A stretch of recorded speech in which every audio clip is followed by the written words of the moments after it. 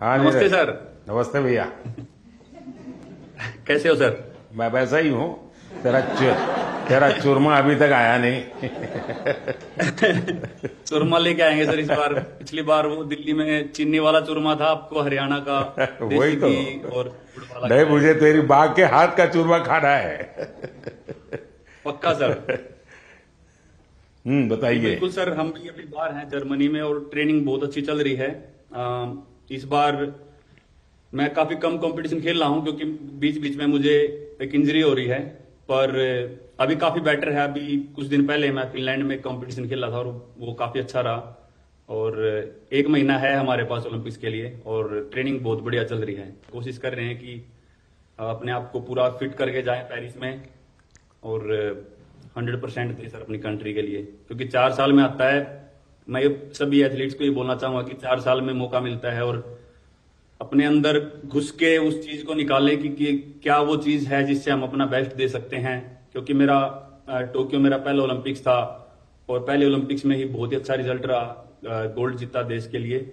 और उसका रीजन मैं मानता हूं कि यही है कि मन में डर नहीं था, निडर होके खेला और बहुत ही बिलीव था खुद पे कि ट्रेनिंग बहुत अच्छी हुई है। और मैं सभी एथलीट्स को ये बोलूंगा कि वैसे ही खेलें, किसी से डरने की घबराने की जरूरत नहीं है, क्योंकि वो भी इंसान है। कई बार हमको लगता है कि शायद यूरोपियंस ज्यादा स्ट्रांग है या फिर यूएस के एथलीट या दूसरी कंट्रीज के ज्यादा स्ट्रांग है, लेकिन वही है कि अगर हम खुद को पहचान लें कि हाँ हम इतनी मेहनत कर रहे हैं, अपने घर बार को छोड़ के इतनी दूर हैं, तो कुछ भी पॉसिबल है जी। चलिए, बहुत बढ़िया टिप दिए हैं सबको। मैं आपका धन्यवाद करता हूँ और आपको शुभकामनाएं देता हूँ। आपका स्वास्थ्य अच्छा थैंक यू रहे, सर। एक महीने में कोई नई इंजरी ना हो भाई। बिल्कुल सर, वही कोशिश कर रहे हैं। देखिए साथियों, आपने देखा होगा कि दो तीन बातें बहुत अच्छी निकली, क्योंकि आप जो अनुभवी लोग हैं उनसे जो जानने को मिलता है उसकी एक अहमियत होती है। जैसे आपको बताया गया कि वहां के तामझाम में डूब मत जाना, खूब मत जाना, ये बहुत सही है जी। अदरवाइज हमारे लिए वो उसी का प्रभाव इतना होता है कि हम शायद अपनी चीज को फोकस नहीं कर पाते हैं। दूसरा, परमात्मा ने हमें एक कद दिया है।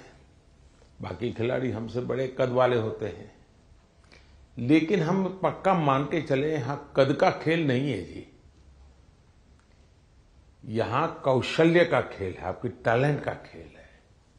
सामने वाले का शरीर हमसे 2 फीट ऊंचा है, चौड़ा है, इसकी परवाह मत कीजिए। आपको अपने टैलेंट पे भरोसा होना चाहिए। और फिर सामने कितना ही शरीर मोटा हो, बड़ा तगड़ा हो, दिखने में बड़ा शानदार हो, तो वो जीत ही जाएगा, ये मानने का कारण नहीं होता है। तो हमने कोशिश, अपने पास जो कौशल्य है, अपने पास जो टैलेंट है, उस पर ही हमारा फोकस होना चाहिए और वही हमें परिणाम देता है। आपने देखा होगा कि बहुत सारे लोग, बहुत कुछ आता है उनको, लेकिन एग्जामिनेशन के समय गड़बड़ हो जाती है। उनको लगता है यार याद नहीं आता है, फिर सोचता है, कुछ कोरिलेट करता है, और उसका मूल कारण उसका एग्जाम पर ध्यान कम होता है। उसका मूल कारण होता है कि अगर मैं अच्छा नहीं करूंगा तो घर वाले क्या कहेंगे, अगर मैं मार्क्स कम लाए तो क्या, उसी प्रेशर में रहता है। आप चिंता छोड़ दीजिए दोस्तों, आप खेलिए अच्छा बस। अरे मेडल आते भी हैं, नहीं भी आते, क्या है, ये प्रेशर कभी मत रखिए। हाँ, अपना 100% बेस्ट देना है, ये मिजाज अपना होना चाहिए और उसमें कोई कमी नहीं होनी चाहिए। दूसरा, आप लोग जानते होंगे, आपको शायद ये आपके कोचेज हैं वो सब, या आपकी जो साइकोलॉजिकल जो ट्रीट करते हैं वो भी आपको समझाते होंगे। खेल जगत में प्रैक्टिस का जितना महत्व है, कंसिस्टेंसी का जितना महत्व है, उतना ही महत्व नींद का है। और कभी कभी तो कल सुबह मैच होने वाला, आज रात को नींद ही नहीं आ रही है।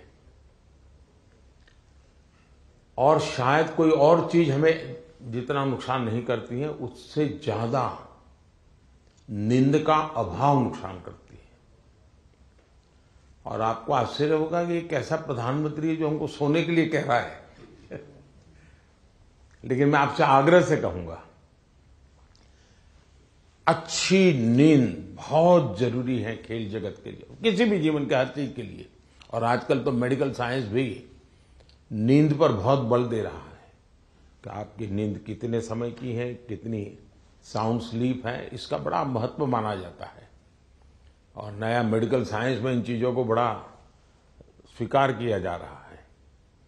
और इसलिए कितना ही एक्साइटमेंट क्यों ना हो जी, आप नींद पक्की करके, वैसे आप लोग मेहनत इतनी करते हैं कि आपको नींद आना बहुत स्वाभाविक होता है, क्योंकि आप गहरी नींद में चले जाए तो इतनी मेहनत करते हैं शरीर से। लेकिन शरीर की मेहनत वाली नींद एक बात है, और सभी चिंताओं से मुक्त सोना ये अलग चीज है। और इसलिए मैं आपसे आग्रह करूंगा कि आप नींद के संबंध में जरा भी कॉम्प्रोमाइज, और थोड़े दिन पहले इसीलिए भेजते हैं कि थोड़ा आप वहां पर